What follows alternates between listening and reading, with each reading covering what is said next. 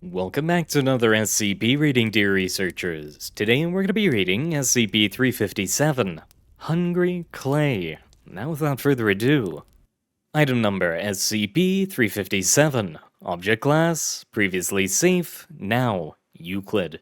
Special Containment Procedures. A 10 kilogram seed sample of SCP-357 is to be contained within a hermetically sealed container within a 3 meter by 3 meter by 3 meter room at Site 19. Samples removed from the container are not to exceed 1 kilogram. A detailed log must be kept of all SCP-357 that is produced, complete with accurate records of what had been used to feed it and how much of the sample was subsequently destroyed via compression. The mass of the container is to be monitored electronically. Changes in mass that are not accounted for by removal or return of samples will result in an automatic lockdown of that section of Site 19, as this indicates that a breach of the container may have occurred. Unless provided Level 4 approval, researchers are not to expose SCP-357 to temperatures exceeding 100 degrees Celsius. The amount exposed to these temperatures is never to be greater than 1 millimeter cubed, under any circumstances. Description: SCP-357 is a malleable substance with a density of 250 kilograms per meter cubed. The material has been found to reflect all radiation with 100% efficiency. To date, chemical analysis of SCP-357 has yielded no conclusive results. Electron microscopy of SCP-357 has shown no inherent granularity at any level. These two latter results suggest that SCP-357 may not be atomic in nature. However, there have been no satisfactory hypotheses as to how baryonic matter is able to interact with it. When permitted to physically interact with SCP-357, researchers describe it as having a consistency similar to that of Play-Doh brand modeling compound. However, unlike Play-Doh, SCP-357 will not retain its shape for any length of time if left at rest. It will settle at a rate of approximately 0.5 centimeters per minute until it reproduces the shape of the inside of its container. SCP-357 will form a meniscus inside the container 7.5 centimeters high. The thickness of the substance at the top of the meniscus is 1 millimeter, at which point it merges with the surface of the container following a Gaussian curve. If allowed to settle on a flat surface, SCP-357 will spread out until its average thickness is no more than 1 millimeter. The edge of the mass follows the same Gaussian function that is seen in the meniscus. If solid matter is placed in a container of SCP-357, it will sink into the substance at a constant rate of 0.5 centimeters per minute. SCP-357 will displace the appropriate volume as any other fluid would. If the solid object is fully absorbed by SCP-357, it will become impossible to distinguish between it and the substance of SCP-357. Theories range from the object taking on the properties of SCP-357 to the object being replaced by a corresponding volume of SCP-357. If a homogeneous pressure of at least 100 newtons per centimeter squared is applied to a sample of SCP-357, the material will decrease in size at a rate of 1.3 centimeters cubed per minute or more, depending on the magnitude of the pressure. When compressed in this manner, the density of SCP-357 does not change. Rather, the mass decreases at the same rate as the volume. Where the excess mass goes is presently unknown. If compressed to approximately 1 millimeter cubed at room temperature, no amount of force is able to decrease the size any further. Application of vacuum pressure does not increase the size of a sample of SCP-357. The only method found for increasing its mass is via the encapsulation of a volume. Addendum 357-1. SCP-357 was initially produced by a cyclotron in 19 redacted at data expunged. The responsible researchers at the university were given a Class B amnestic with the exception of Dr. RB, who has been granted Level 2 clearance and allowed to do further research on SCP-357. To date, the results of the initial experiment that produced SCP-357 cannot be reproduced. As a precaution, particle physics laboratories and particle colliders are periodically monitored for similar discoveries. Addendum 357-2. SCP-357 is pending review for use in disposal of hazardous objects being held by the Foundation. Until the properties of SCP-357 are more concretely understood, particularly in high-energy environments, approval is being withheld. It is already clear that SCP-357 should not be exposed to some objects due to risk of unlimited expansion of the material. 05-Redacted. Addendum 357-3. Some personnel have been caught smoking indoors and exhaling into SCP-357 in an attempt to hide the evidence. This is heavily discouraged due to security considerations, health issues, and risk of accidental ingestion.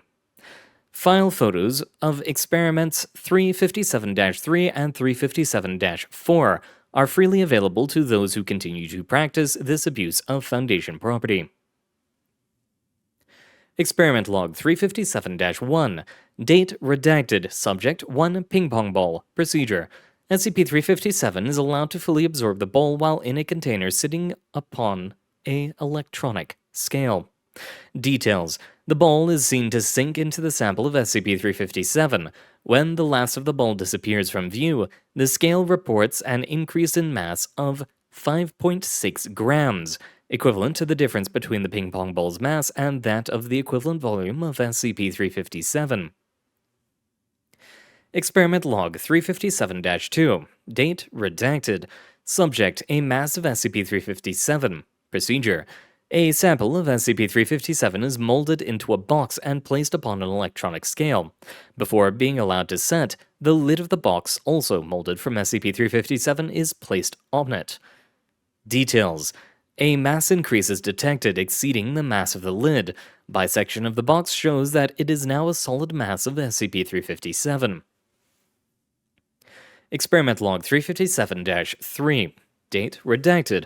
Subject 1 healthy Rattus norvegicus. Procedure. A 5mm cube sample of SCP-357 is placed inside the rat's food. The rat is to be monitored for 24 hours after ingestion or until death, at which point it is to be dissected.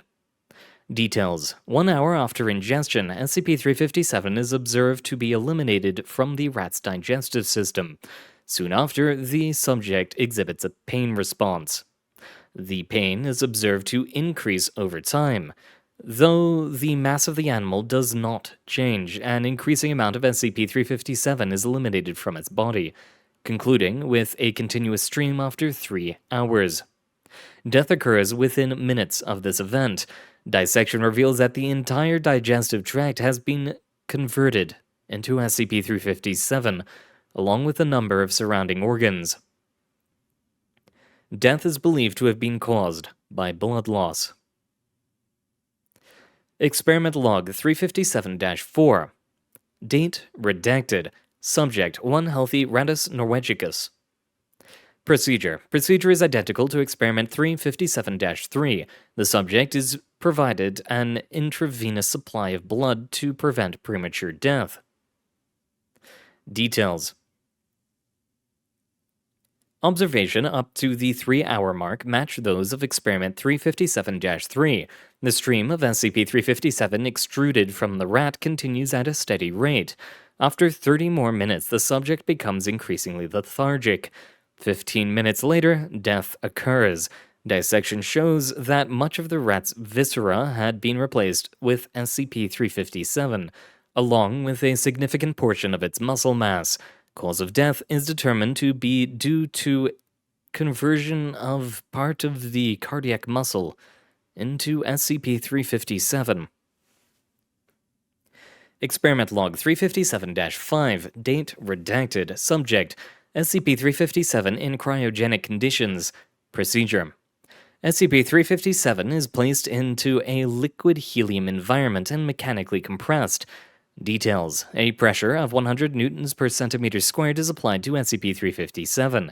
The sample is able to be compressed to only 0.01 millimeter cubed.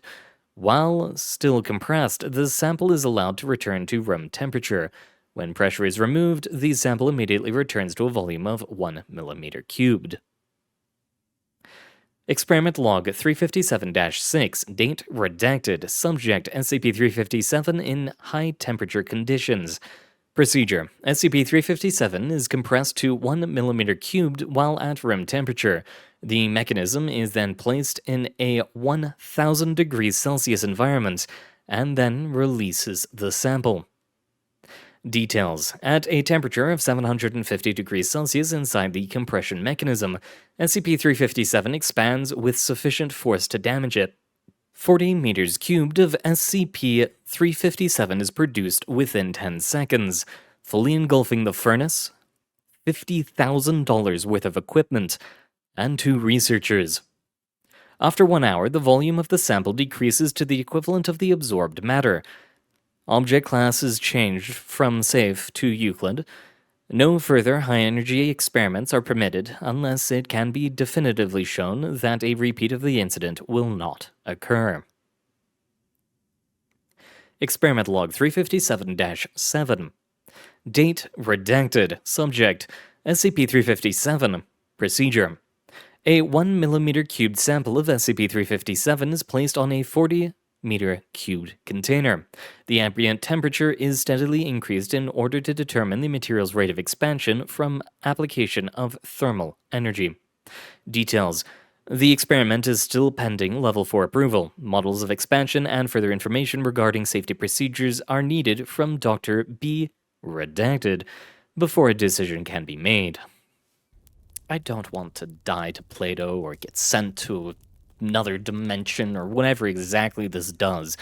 That would just be the worst.